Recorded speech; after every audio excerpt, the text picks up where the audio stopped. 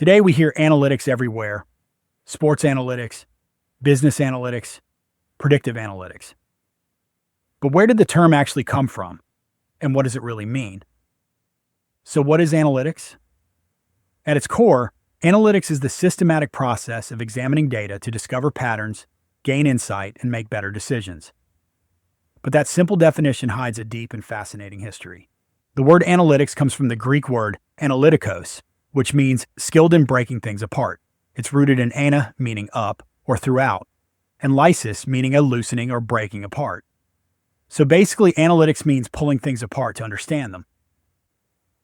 And that's exactly what Aristotle did in his work Analytica Prioria, or Prior Analytics, written around the 4th century BC.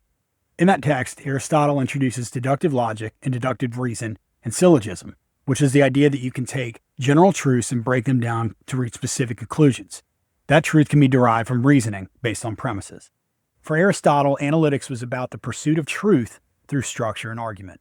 It laid the groundwork for what we now call formal logic. His work laid the groundwork for the logical systems we still use in mathematics and computer science today.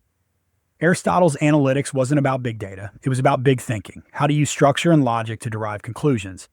Fast forward to the 17th century, and the term analysis takes on a more mathematical adaptation. Think René Descartes and Isaac Newton, using analysis to describe the breakdown of functions, motion, and change. Here, analysis becomes a method of solving complex problems by reducing them to simpler components.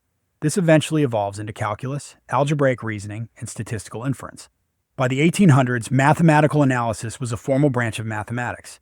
So when did we shift from analysis to analytics? That change began in the 20th century, especially during and after World War II. Military operations used statistical modeling and operations research to solve logistics problems. This was early applied analytics.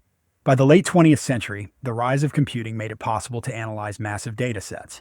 That's when the plural term analytics began to take hold, referring to a whole ecosystem of tools, methods, and platforms for extracting insight from data. Now to our modern period, and we see analytics has evolved into a powerhouse term in business, economics, sports, medicine, and beyond.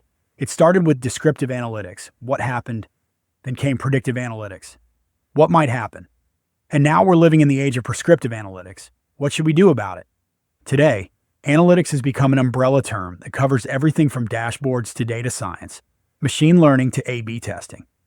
But despite all the complexity, the heart of analytics is still the same. Break things down, understand what's happening, make better decisions. Analytics isn't just about numbers, it's about insight. It's about decoding the patterns behind human behavior, systems, and markets, and using that knowledge to make smarter, more informed choices. So next time you hear the word analytics, remember, it's not just a buzzword, it's the modern face of an ancient impulse, to understand the world so we can act wisely within it. And that's the kind of analytics I'm here for. If you enjoyed this breakdown and want more videos that connect big ideas to the real world of data, subscribe to the channel and turn on notifications. There's a lot more to uncover.